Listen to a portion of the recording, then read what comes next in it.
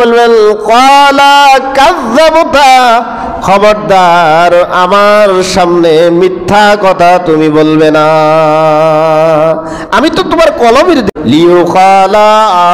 লিউকালা আলিমুন, তোমাকে লোকেরা আলেম বলবে, হাফেজ বলবে, মুফতি বলবে, মুহাদ্দিস বলবে, এগুলা তোমাকে বলবে। এটা তোমার দিলের ভিতরে ছিল, এটা যেহেতু তোমার দিলের ভিতরে ছিল, তুমি ওয়ারাজুলুন তাআল্লামাল ইলমা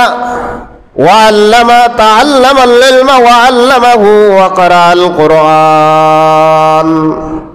এখানে দুই শ্রেণীর লোকের কথা বলছে। নাম্বার 1 তাআল্লামাল ইলমা ওয়া আল্লামাহু, 2 নম্বর শ্রেণী যেই লোকগুলাকে আল্লাহর আদালতে আনা হবে, এই শ্রেণীর লোকগুলা নিজেরা কোরআন হাদিসের ইলম শিখেছে, ওয়া আল্লামাহু, এবং লোকদেরকে কোরআন হাদিসের ইলম শিখাইয়াছে। নিজে শিখছে, অপরকে, বুঝতেছেন হাদিস বুঝতেছেন, নিজে শিখছে। তো আপনারা তো হুজুরদেরকে মনে করেন সব হুজুর মনে হয় জান্নাতের একেবারে উঁচু দরজা আলা দরজার মেহমান হয়ে যাবে। ওরে ভাইসে ভাইস ফিডার লগে দুলার লগে কষা লাইব অনেক হুজুর রে। কষাইব কি কষাইতো না? কষাইব নি। আল্লাহ আমাদেরকে কষানি থেকে হেফাজত করুক। তাআল্লামাল ইলমা ওয়া আল্লামাহু, নিজে ইলম শিক্ষা গ্রহণ করত এবং লোকদেরকে ইলম শিখাতো, নিজেও শিখতো, অপরকেও শিখাতো। ওয়া ক্বারাআল কুরআন, এবং কোরআনুল কারীম তেলাওয়াত করত। ফাউতিয়া বিহি, তাকে আল্লাহর এই 2 শ্রেণীর লোকদেরকে আল্লাহর আদালতে আনা হবে। প্রথম আনা হবে আলেমকে, কাকে? যেরকম কাকে? আলেমকে, এবং আলেমের কাছে যারা পড়ছে আলেমের ছাত্রদেরকে আল্লাহর আদালতে আনা হবে। ফাউতিয়া বিহি, আল্লাহর কাছে আনা হবে। ফাআররাফাহু নি'মাহু, জান্নাতে একজন আলেম গেলে পরে জান্নাতের কি কি নিয়ামত পেতে পারে এগুলা তার সামনে উপস্থাপন করা হবে, তাকে দেখানো হবে। জান্নাতের এমন এমন নিয়ামত আছে, আমি আপনাদেরকে আরো আগে বলেছিলাম, জান্নাতীদেরকে যখন জান্নাতের ফল দেওয়া হবে, দুনিয়ার ফল দেওয়া হবে, ওয়াউতু বিহি মুতাশাবিহান, দুনিয়াতে যেরকম আপেল আমরা খেয়েছিলাম, কমলা খেয়েছিলাম, এরকম কমলা আর আপেল জান্নাতীদেরকে খাওয়ার জন্য বলা হবে। জান্নাতীরা বলবে, ইয়া রব, হে আল্লাহ রাব্বুল আলামিন, দুনিয়াতে তো এরকম ফল খেয়েছিলাম, এখন আর এই জাতীয় ফল খেতে মনে চায় না।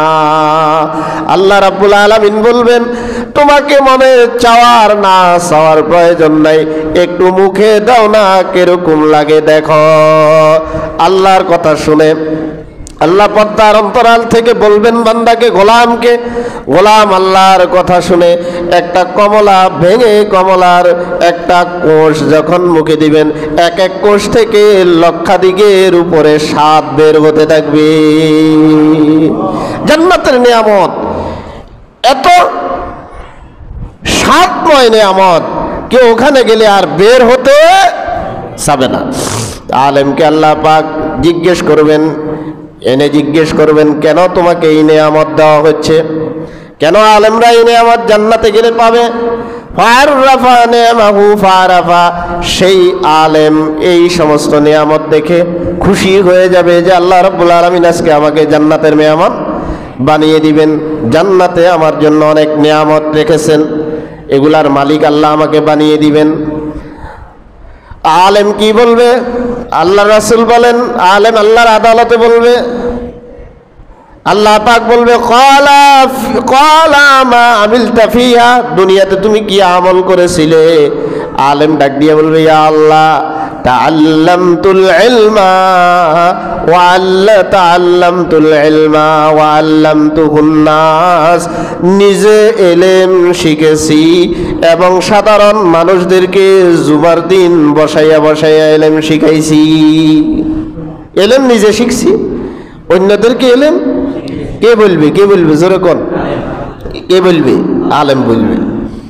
আল্লাহ কি বলবেন দেখেন, আল্লাহ বলবেন, ক্বালা কাযযাবতা, খবরদার আমার সামনে মিথ্যা কথা তুমি বলবে না, আমি তো তোমার কলমের দিকে ছিলাম, কি জন্য তুমি ইলম শিখেছিলা, খবরদার মিথ্যা কথা বলবে না। তাহলে যে আলেমরা ওয়াজ করে তাদের বাঁচার কোনো সুযোগ, নিয়ত যদি খারাপ হয় বাঁচার সুযোগ, তারা যদি বাঁচতে না পারে আপনারা মনে হয় বাঁচতে পারবেন? তাহলে নিয়তকে কি করতে হবে? কথা কন না, সহি করতে হবে, বিশুদ্ধ করতে হবে।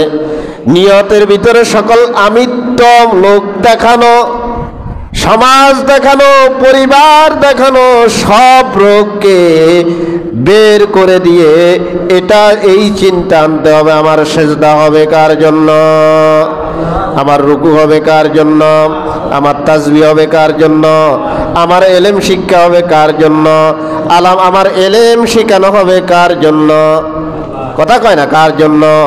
আল্লাহর জন্য।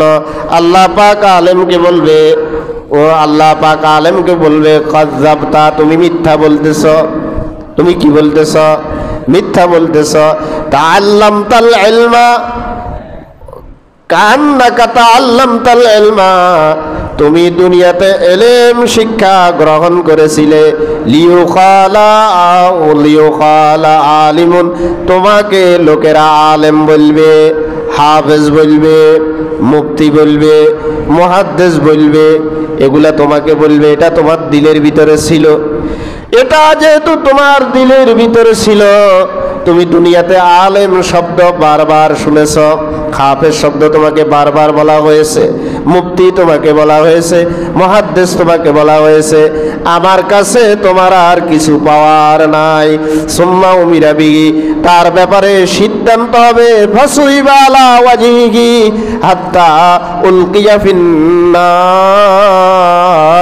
উপর করে পাও দুটাকে উপরে শক্ত করে বেঁধে জাহান্নামের গহীনে আলেমদেরকে ফেলে দেওয়া হবে।